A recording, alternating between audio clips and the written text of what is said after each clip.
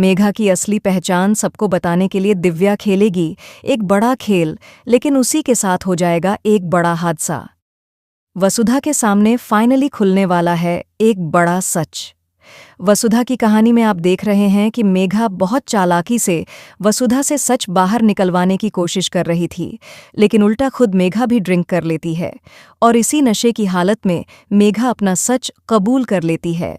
वह बताती है कि वह चौहान परिवार को बर्बाद करने आई है और इसकी शुरुआत उसने देव को मारने से कर दी है। वह कहती है कि वह करिश्मा की बहन है। ड्रिंक के नशे में ही मेघा सारी सच्चाई वसुधा को बता देती है, लेकिन वसुधा भी उस समय नशे में होती है और इसलिए कुछ भी ठीक से समझ नहीं पाती। इस बीच मेघा के भेजे हुए गुंडे देव पर अटैक करते हैं, लेकिन तभी वसुधा वहां पहुंच जाती है और यह देखकर वह शॉक हो जाती है। वह देव को यह बात बताने की कोशिश करती है कि मेघा कितनी बड़ी गेमर है, लेकिन वसुधा की बात देव को समझ नहीं आती, क्योंकि वह आधी बात बोलती है और आधी भूल जाती है। गुंडों की पिटाई करता हुआ देव नजर आता है। दूसरी तरफ घर में चंद्रिका ने सारिका को चेतावनी दी है कि वह बार बार गलत बातें लेकर न आए। अब अविनाश और दिव्या की कहानी भी आगे बढ़ती नजर आने वाली है।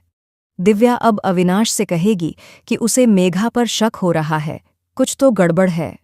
पंडित जी भी मेघा और देव की शादी के खिलाफ हैं। अब दिव्या यह पता लगाने वाली है कि पंडित जी ऐसा क्यों कह रहे हैं। दिव्या के साथ अब एक बड़ा हादसा होने वाला है। जैसे ही दिव्या मेघा की असलियत पता लगाने की कोशिश करेगी, मेघा को यह पता चल जाएगा कि दिव्या को उस पर शक हो गया है।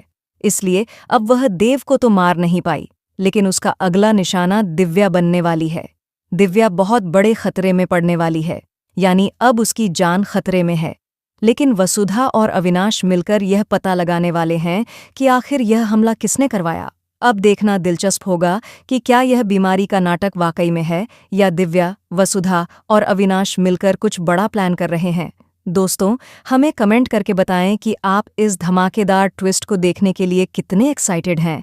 क्या आप चाहते हैं कि वसुधा की मदद करें दिव्या और अविनाश मेघा की सच्चाई बाहर लाने में? ऐसी ही टीवी की लेटेस्ट अपडेट्स के लिए चैनल को सब्सक्राइब करना ना भूलें।